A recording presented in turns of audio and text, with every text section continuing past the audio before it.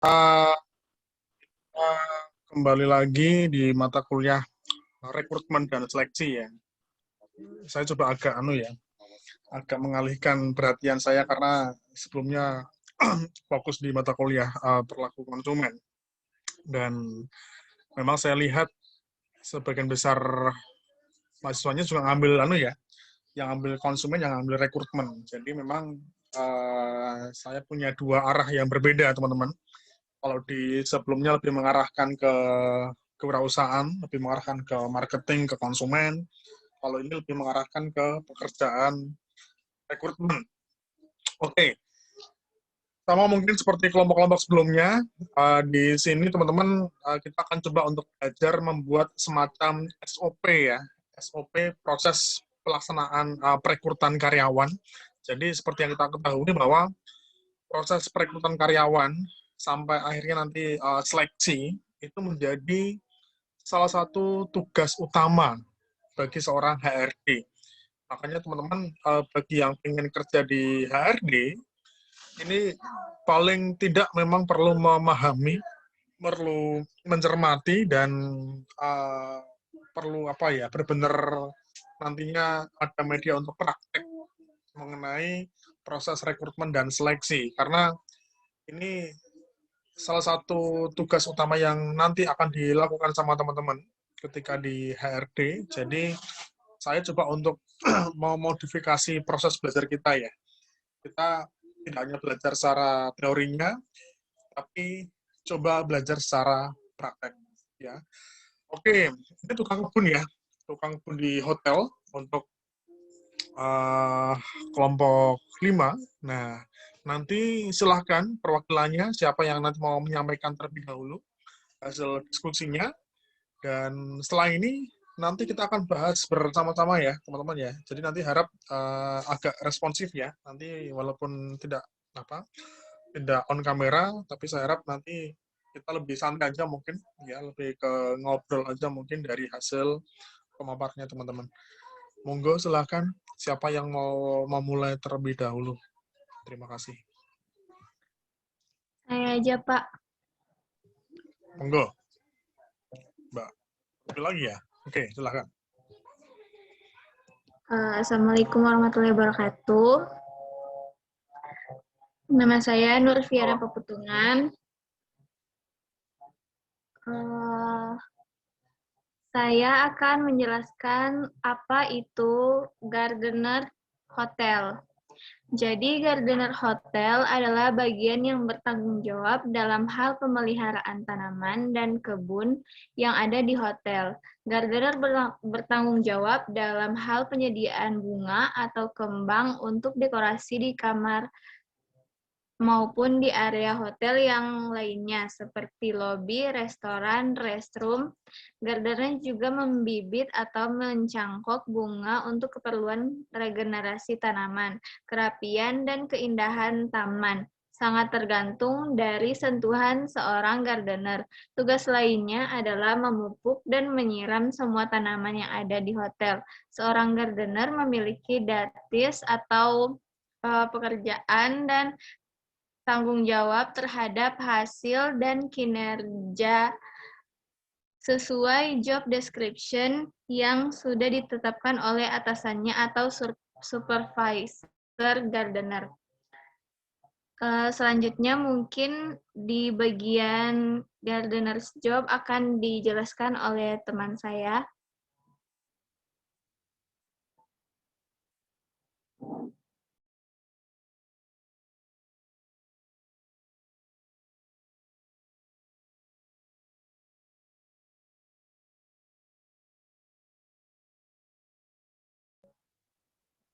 Teman-teman ada yang mau melanjutkan? Ya udah aku aja. Gardener's job-nya memelihara keindahan taman dan kebun hotel. Terus yang kedua, menjaga kebersihan area taman. Yang ketiga, memupuk dan menyiram kebun sesuai jadwal. Dan yang keempat, mengganti dan merawat bunga-bunga yang ada di area lobi hotel. Yang kelima, bertanggung jawab dan dalam menyediakan bunga atau kembang untuk staff office housekeeping untuk keperluan dekorasi. Yang selanjutnya, memelihara bunga yang ada di sepanjang koridor hotel dan merawat bunga atau anggrek yang ada di restoran, mendekorasi restroom dengan bunga segar.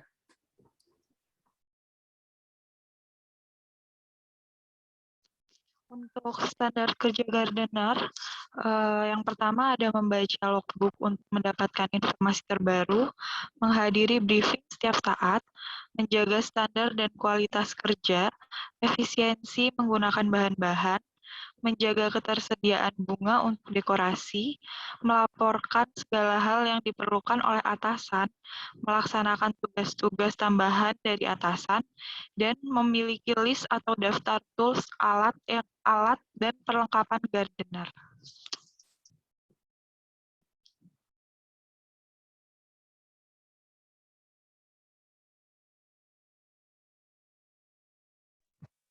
Uraian kerja gardener. 1. Melakukan penyiraman dengan memperkirakan air ke jenis tanaman. 2. Melakukan pemupukan sesuai jadwal yang sudah ditentukan. 3. Melakukan penggairan dan penyirangan. 4. Pemangkasan batang maupun daun tanaman layu atau mati. 5. Membentuk tanaman yang diinginkan pemilik. 6. Melakukan pemberantasan hama dan penyakit bisa melalui penyemprotan. 6. Melaksanakan penyulaman.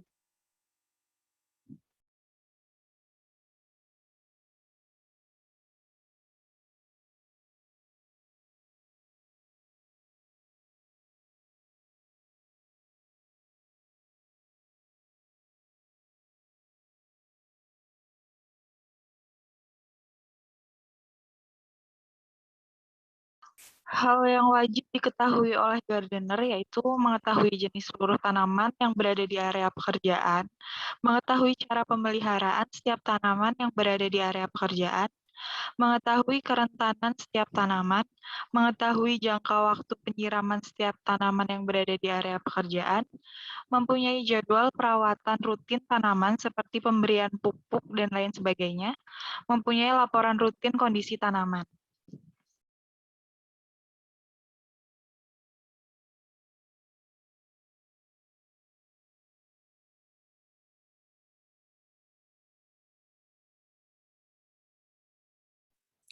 Laporan rutin harian gardener, laporan kondisi tanaman, yang kedua laporan pemupukan tanaman, yang ketiga laporan job desk harian, dan yang keempat laporan inovasi dan kondisi sebelumnya.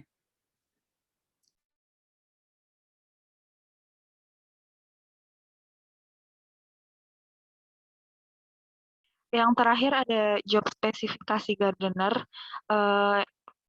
Job spesifikasi yang kita bentuk itu pertama pria atau wanita, usia maksimal 30 tahun, pendidikan minimal SMA atau sederajat, semangat kerja tinggi, dan diutamakan domisili sekitar hotel.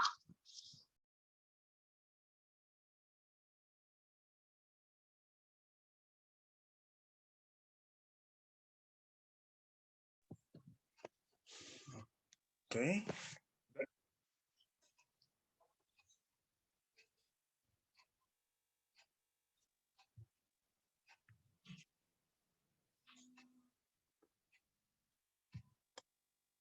Oke, sudah teman-teman? Sudah, Pak. Ya, sudah, Pak. Sudah ya. Oke, nanti kita ngobrol aja ya teman-teman ya. Nanti harap teman-teman agak responsif ya. Nanti mungkin ada beberapa hal-hal yang perlu kita bahas ya, perlu kita konfirmasi. Oke, teman-teman ini kan dapatnya kan tukang kebun ya di Iya, hotel. Pak. Jadi gini teman-teman. Ini ini saya rekam ya. Saya rekam nanti coba saya share di YouTube. Jadi bagi yang nggak sempat mencermati nanti bisa disaksikan kembali.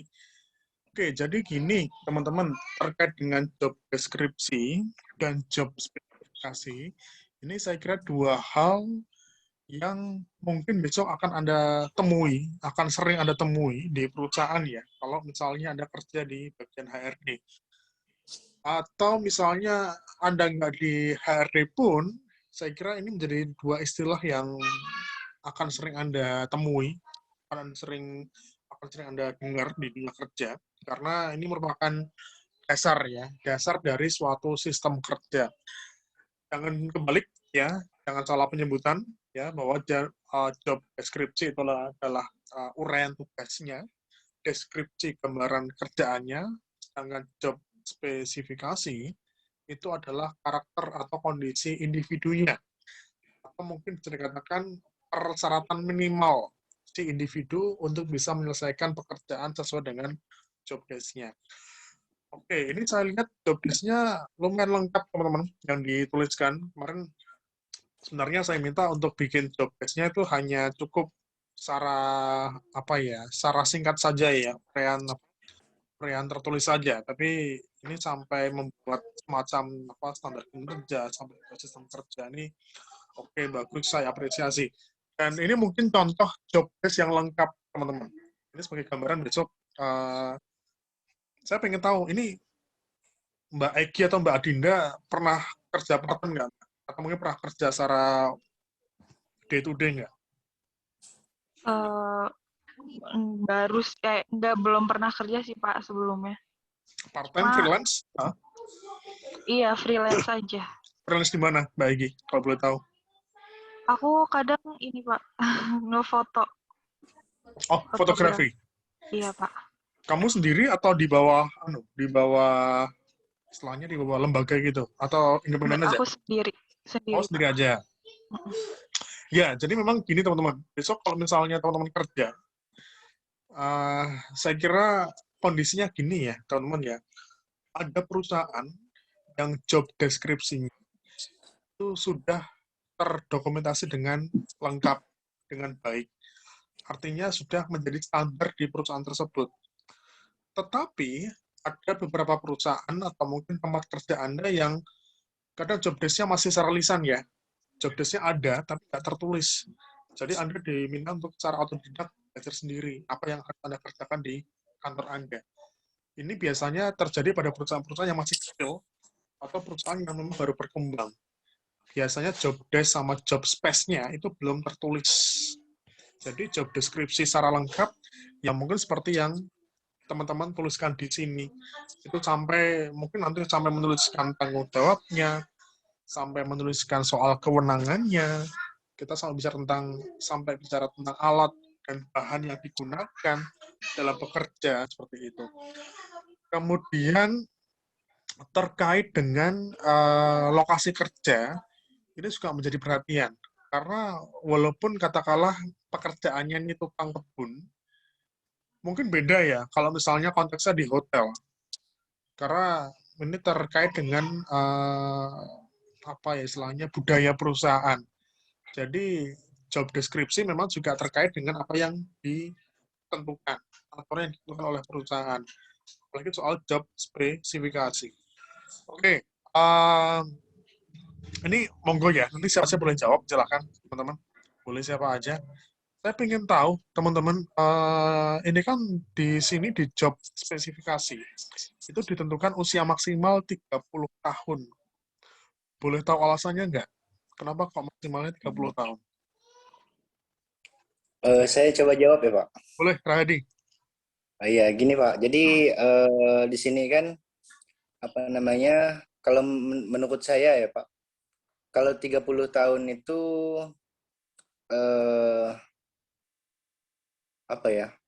masih produktif lah gitu Pak. Kalau untuk pekerjaan kasar seperti ini kan contohnya pekerjaan kasar ya Pak. Ibaratnya motong terus pokoknya nanam dan lain-lain lah sebagainya kan. Nah, seperti itu Pak. Oke, jadi biasanya gini, teman-teman. Ini kalau misalnya teman-teman menentukan job spesifikasi untuk menstandarkan job spesifikasi, itu kan memang butuh pengalaman ya, istilahnya butuh tryout ya, butuh coba-coba. Karena biasanya HRD ketika menentukan job spesifikasi terkait dengan jenis kelamin, usia, status pernikahan, pendidikan, dan sebagainya, itu biasanya mengacu sama kondisi pengalaman yang dialami sama HRD. Jadi, misalnya katakanlah maksimal 30 tahun. Nah, mungkin Mas Rahadi dan teman-teman, ini kan, ya ini pura-puranya Mas Rahadi di HRD ya, sama timnya ya. Mas Rahadi berpikiran bahwa di usia 30 tahun itu biasanya sudah cukup produktif bagi seorang tukang kebun. Atau mungkin dulu pernah punya pengalaman bahwa Mas Rahadi pernah merekrut tukang kebun yang usianya 40 tahun, itu nggak produktif.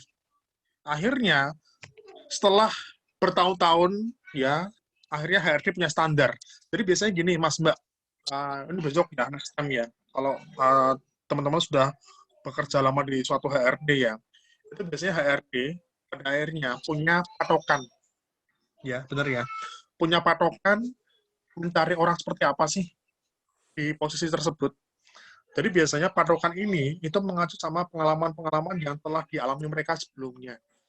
Wah, saya pernah merekrut tukang kebun, umurnya 50 tahun. Males kerjaannya, nggak pernah cepat. Oh, saya pernah merekrut tukang kebun minimal usianya 20 tahun. Terlalu terlalu kasar, kurang rapi misalnya. Nah, ini kalau misalnya mau menentukan usia maksimal 30 tahun, berarti kan ada patokan bawahnya. Nah, di sini bawahnya sudah ada patokan ya, minimal Iya. SMA derajat. Berarti kan 18 tahun. Nah, ini juga mengacu sama pengalaman lagi, teman-teman. Jadi, kenapa kok nggak SMP, Mas Rahadi misalnya? Kok harus minimal SMA? Ini Pak, di sini kalau ini ya Pak, jadi untuk daya komunikasi itu loh Pak, kalau SMA itu dia lebih penangkapan tugas dan pemahaman secara tekstual itu bukan Pak, lebih memahami gitu. Sedangkan apabila SMP itu pendidikannya dia untuk memahami itu agak ya lebih ekstra mungkin Pak. Kalau misalnya itu ya, kalau menurut saya ya Pak. Ya, benar ya. Itu salah satunya seperti itu teman-teman. Jadi gini, kadang ada beberapa pekerjaan profesi yang, mohon maaf ya, memang kita anggap agak rendahan ya. Jadi semacam OB, semacam tukang kebun, semacam sopir, driver, dan sebagainya. Kemudian banyak yang berpikir, ini kan kerjaan receh. Kita nyari yang lulusan SD aja. Kita nyari yang lulusan SMP aja. Tetapi jangan lupa, kita mengacu sama budaya perusahaan, value sebuah organisasi. Yang dikatakan Mas Rahadi ini juga pernah saya alami juga. Kok nggak ngerekrut SMP aja? Ya, kita berpikir SMP akan sangat berbeda soft skill-nya dengan SMA. Karena saya pernah ngerekrut yang SMP, itu memang ya pertama beda ya, penangkapan istilahnya, problem solving-nya juga beda pasti. Ya, nalarnya juga berbeda, komunikasinya juga berbeda, dan mungkin tingkat emosinya juga berbeda. Orang yang lulusan SMP sama SMA. Nah, kenapa kok bisa seperti ini? Karena mengacu sama pengalaman. Kita mungkin pernah ngerekrut yang SMP, tapi banyak masalahnya akhirnya. Kita pernah ngerekrut yang SD, biar murah lah, nyari yang orang sekitar lah, nyari yang SD aja. Tapi nggak paham orangnya. Disuruh instruksi apa, nggak paham. Akhirnya muncul pengalaman. Oh, ya sudah. Kalau misalnya kita nyari yang seperti ini, kita nyarinya SMA aja. Akhirnya, HRD punya standar di sini, teman-teman. Ada pria wanita, usia maksimal 30, kemudian pendidikan minimal SMA. Ini adalah standar yang pada akhirnya muncul karena pengalaman yang dialami sama HRD. Mas Radi kerja ya, kayaknya ya Mas ya? Saya ini Pak, maksud dulu kerja pernah Pak. Sekarang? Sekarang ini saya wira swasta Pak, masih belajar ini. Oke, kamu di Kalimantan atau di Jogja? Ini di Jogja Pak sekarang. Buka usahanya di Jogja? Di Jogja Pak. Ini Oke. Misalnya usahanya, gini, kamu usaha apa Radi? ini Pak, apa namanya, jamu crispy sama keripik khusus sih Pak, itu. Oh ya? Dua itu Ada Pak. tokonya, istilahnya toko sendiri apa online? Online Pak masih Pak. Online. Kamu punya staff nggak Radi? Gimana Pak? Punya staff nggak? Punya anak buah nggak? Untuk sekarang ada Pak, 1 orang. 1 orang? Uh. Itu kamu ngerekrut istilahnya, atau saudara atau teman atau gimana? Temen Pak. Teman? Pas kebetulan pengen kerja gitu. Oke. sorry Rahadi. Aku ambil contoh punyamu ya, Rahadi ya. Sudah Ya, nggak berapa apa-apa. tahun, Rahadi, usaha Ya, ini? Pak, gimana? Kamu udah berapa tahun usaha di jamur ini? Baru mulai, Pak, ini. Oh, baru mulai. Terus yang staffnya tadi udah berapa lama? Gimana, Pak? Maksudnya? Staffnya tadi, anak buahmu tadi, kerjanya udah berapa lama? Baru mulai juga, Pak. Baru mulai juga. Ibaratnya baru merintis lah. Kemarin kan Nah. kerja, Pak, di ini kan. Ini baru coba usaha sendiri gitu. Oke, nah, misalnya gini ya, teman-teman ya, kita ambil contoh punya Rahadi ya. Ini kan Rahadi kan istilahnya pemilik usaha ya, owner ya. Dia pasti punya program. Dia pasti punya target. Dan untuk mendukung target itu, dia butuh tenaga SDM. Dan satu lagi, memang ketika kita mau merekrut SDM, itu kan juga harus sesuai dengan desain kerja kita. Desain kerja itu adalah posisi-posisi yang dibutuhkan untuk bisa mendukung target sebuah perusahaan. Nah, kalau misalnya Rahadi merekrut ya seorang staf ini bisa menjadi cikal bakal untuk menstandarkan job spesifikasi dari usahanya Rahadi. Besok, ya insya Allah ya, nanti kalau misalnya Rahadi udah agak besar usahanya, sudah butuh banyak tenaga SDM, nanti Rahadi akan punya pedoman, akan punya patokan. Orang-orang yang seperti apa sih yang cocok di Rahadi? Orang-orang dengan karakter seperti apa sih yang cocok dengan sistem yang diperlakukan di usahanya Rahadi? Nanti sampai akhirnya, kalau misalnya Rahadi udah besar, jadi PT misalnya usahanya, nanti Rahadi punya pedoman. Mencari job, atau mungkin menentukan kriteria orang, itu yang seperti apa. Itulah makanya yang namanya job deskripsi sama job spesifikasi itu suatu hal yang cukup lama untuk membuat membuat standar, membuat jadi sebuah pedoman. Oke, ini gambarannya. Kemudian selain itu, teman-teman pastikan ya, besok kalau misalnya Anda kerja di perusahaan, entah nanti Anda kerja mau swasta, biasanya kalau job spesifikasi, semacam pria, wanita, usia, dan sebagainya, itu terkadang tidak hanya dikaitkan dengan job deskripsi saja, tapi biasanya juga dikaitkan dengan budaya perusahaan, value sebuah perusahaan. Kadang ada beberapa karakter orang itu yang nggak tertulis di job spesifikasi. Dan ada beberapa karakter orang itu kadang nggak ada sangkut pautnya dengan job deskripsi, tapi disangkut pautkan dengan image perusahaan, budaya perusahaan. Misalnya kayak gini, kayak di bank ya misalnya ya, di bank itu kan yang cowok itu kan nggak boleh pakai jenggot, nggak boleh bersinggot, nggak boleh berbrewok. Jadi ketika cowok mau masuk di bank, mau jadi teller, mau jadi TS atau apa dan sebagainya, itu setahu saya nggak boleh punya rambut di mukanya. Jadi harus bersih, benar-benar harus bersih. Itu kan juga merupakan contoh spesifikasi kan. Kaitannya dengan pekerjaan gimana? Mungkin nggak terkait dengan pekerjaannya. Cuma ini berhubungan dengan yang namanya image. Ya, sebuah bank. Sebuah bank kan bersih, disiplin, melayani ke nasabah misalnya, sehingga mungkin ya, mukanya juga harus bersih lah, menandakan sebuah image sebuah bank. Misalnya kayak gitu. Atau misalnya katakanlah di department store, di mall misalnya, di pramuniaganya, atau mungkin di store crew-nya, kenapa kok harus nyari yang cantik, kenapa kok harus nyari yang ganteng-ganteng? Ya, karena berhubungan dengan konsumen. Dia menjadi front office. Karena kalau misalnya, mohon maaf ya, secara fisik dia kurang bagus, ya nanti akan merusak image sebuah perusahaan.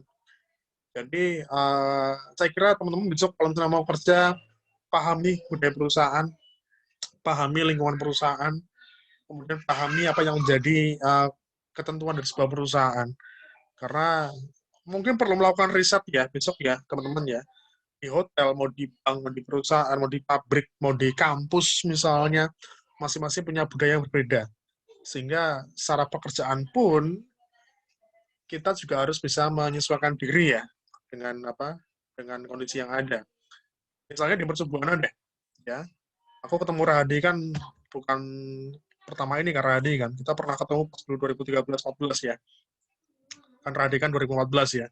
Jadi saya itu masuk Mercu Buana kan memang belum nikah ya. Belum nikah, masih usia 27 teman-teman. Jadi masih kurus, masih kayak mas-mas kayak gitu. Ya, jadi memang di kampus, di perusahaan beda. Ya, ini bicara soal budaya lagi ya. Kalau mungkin di perusahaan, di tempat kerja saya yang dulu, saya biasa dipanggil cukup Fahmi aja, nggak pakai Mas, nggak pakai Pak. Ya, kalau orang yang lebih tua ke saya dipanggil Fahmi. Ya, kadang Mas. Ya, tapi sangat jarang yang manggil saya Pak waktu itu. Walaupun ada beberapa yang masih di bawah usia saya, di bawah usia saya. Tapi ketika masuk ke ranah kampus itu kan dianggap ya wis dosen tuh Pak, Bu. Ya, saya agak kikuk waktu itu dipanggil Pak. Ya, karena memang berbeda budayanya. Ya, Pak Fahmi. Oh ya, di sini tuh Pak ya. Dosen dipanggil Pak ya, karena kita nggak biasa dulu dipanggil Pak. Nah, contohnya itu. Kemudian soal image, soal pakaian. Ya, saya di tempat sebelumnya tuh biasa acak-acakan, teman-teman. Ya, jadi biasa nggak rapi istilahnya. Ya, karena mungkin stylenya ya. Tapi ketika di kampus, ya image seorang dosen harus rapi, harus disiplin. Ya sudah, saya menyesuaikan diri dan akhirnya saya di kampus. Jadi besok kalau misalnya teman-teman di perusahaan kerja pun, itu nanti akan mewakili image perusahaan itu sendiri. Jadi paling tidak yang perlu diperhatikan juga kita jadi orang harus fleksibel ya. Harus fleksibel, harus peka sama lingkungan, sehingga besok kalau misalnya teman-teman kerja di suatu perusahaan, bertemu dengan berbeda budaya, itu paling tidak nggak kaget. Ini mungkin mirip-mirip Mas Radi atau Mbak Nurfiana ya, atau Mbak Nurul dari Sulawesi, Mas Radi dari Kalimantan misalnya, datang ke Jogja dengan budaya yang berbeda, dengan komunikasi tata krama yang berbeda, sehingga harus bisa menyesuaikan. Ya, di perusahaan sama juga nanti seperti itu. Oke, ada yang mau ditanyakan dulu nggak, teman-teman, sampai di sini? Monggo, silahkan. Kalau ada yang mau ditanyakan dulu. Jadi, ini yang dibuat teman-teman ini adalah SOP. Jadi, belum semua perusahaan itu punya SOP untuk rekrutan karyawan. Ini kita belum rekrut ya, ini kita belum melakukan perekrutan. Karena kalau misalnya besok kita mau melakukan perekrutan, ya Anda masih harus promosi iklan lowongan kerja. Nanti misalnya sudah mempromosikan lowongan kerjanya, nanti akan dicek lowongannya sudah masuk, sudah sesuai atau belum dengan job spesifikasi yang telah ditentukan. Ada usia maksimal 30, ada pendidikan minimal SMA misalnya. Nah, dicek nanti yang usia lebih dari 30 ditepikan dulu mungkin. Atau yang pendidikannya cuma SMP, disingkirkan dulu mungkin. Ini menjadi contoh proses seleksi. Ya. Oke, itu ya, teman-teman. Nanti tinggal dikumpulkan aja pas UAS ya. Ya, Pak. Laporannya atau mungkin formatnya. Saya lupa kemarin sudah share di grup atau belum ya formatnya. Nanti coba saya share lagi di grup. Format udah, Pak. Gimana? Format ini ya, Sudah laporan. ya? Udah. Ya, jadi nanti pas di UAS, teman-teman hanya mengumpulkan laporannya saja sesuai dengan format yang telah ditentukan. Ya, satu laporan, satu kelompok. Itu ya, teman-teman saya kira. Terima kasih ya atas atensinya buat teman-teman. Nanti semoga ya kita akan ada rezeki, ada waktu, kita ketemu lagi di kampus ya, dalam kondisi yang sudah aman, sudah nyaman, dan sudah sehat semuanya ya, insyaallah. Amin. Amin. Oke, terima kasih teman-teman. Thank you semuanya. Kita tutup ya. Selamat siang. Assalamualaikum warahmatullahi wabarakatuh. Waalaikumsalam warahmatullahi wabarakatuh. Waalaikumsalam warahmatullahi Mbak Dinda atau wabarakatuh. Mas Radi, Terima saya kasih, Pak. minta tolong PPT-nya Ya, di-share Pak. di grup ya. Iya, Pak. Ah, Ya. thank you, Mas. Terima kasih. Ya, makasih Pak. Oke.